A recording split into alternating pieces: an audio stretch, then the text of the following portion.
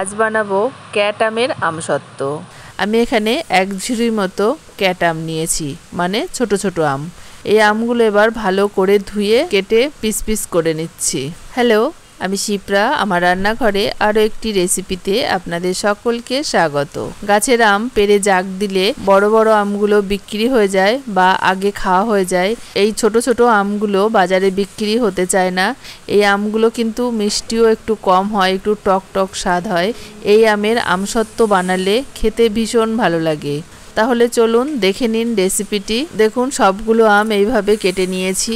এবার হাত দিয়ে চিপে চিপে আমের থেকে আমের আঁঠিগুলো বাদ দিয়ে দিচ্ছি। সবগুলো আমের আঁঠি বাদ দিয়ে দিয়েছি। এবার এই আমের পিসগুলো একটা মিক্সিং জারের মধ্যে দিয়ে দিচ্ছি, দিয়ে একটু পেস্ট করে নেব। দেখুন, পেস্ট করে নিয়েছি। এবার এটা একটা ছাঁকনির মধ্যে দিয়ে ছেঁকে নিচ্ছি। দেখুন, ছেঁকে নিয়েছি। এর মধ্যে যে একটু আঁশ আসছিল সেগুলো ফেলে দিচ্ছি। এবার গ্যাসে একটা কড়াই বসিয়ে দিয়েছি। এবার কড়াইয়ের মধ্যে এই ছেঁকে রাখা আমের পালটা দিয়ে দিচ্ছি। এর মধ্যে আমি সামান্য একটু নুন দিয়ে দিচ্ছি। সামান্য একটু নুন দিলে ব্যালেন্স হয়ে যাবে।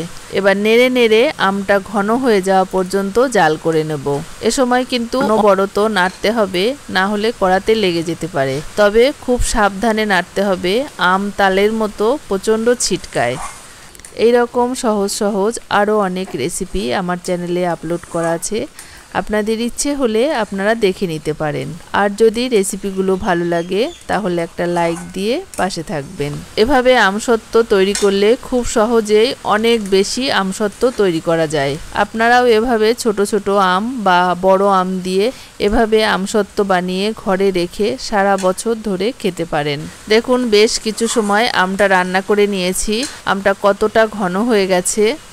এবার একটা থালাতে একটু সর্ষের তেল মাখিয়ে এই জাল করে রাখা আমটা ঢেলে দিচ্ছি, দিয়ে আমের ওপরটা একটু সমান করে দিচ্ছি। আমি অনেকটা আমি জাল করেছি, একটা থালাতে আমার ধরেনি। আমি আরেকটা থালাতেও একইভাবে একটু সর্ষের তেল মাখিয়ে আমের পালটা ঢেলে সমান করে দিচ্ছি। এবার আমের থালা দুটো ধরে একটু রোদে দিয়ে দিচ্ছি। রোদে না দিলেও হবে, ফ্যানের হাওয়াতে রাখলেই শুকিয়ে যাবে। কিন্তু রোদে দিলে অনেক দিন পর্যন্ত আমসত্ত্বগুলো ভালো থাকবে, একটুও ছত্রাকও পড়বে না, নষ্ট হবে না। দেখুন, দুদিন রোদে দিয়েছি, আমসত্ত্বটা শুকিয়ে গেছে আর কতটা সুন্দর হয়েছে। এবার পছন্দ মতো শেপে আমসত্ত্বটা কেটে একটা কোটোতে ভরে রেখে দিলে সারা বছর ধরে এই আমসত্ত্ব খাওয়া যাবে। আপনারাও এভাবে ছোট ছোট আম বা বড় আম দিয়ে এভাবে আমসত্ত্ব বানিয়ে ঘরে রেখে সারা বছর ধরে খেতে পারেন।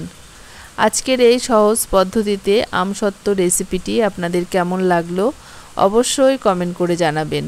আর আমার পেজে বা চ্যানেলে নতুন হয়ে থাকলে পেজটিকে ফলো, চ্যানেলটিকে সাবস্ক্রাইব করার অনুরোধ রইল। আজ এ পর্যন্তই, আবার দেখা হবে অন্য কোনো রেসিপির সাথে। ততক্ষণ সকলে ভালো থাকবেন। ধন্যবাদ।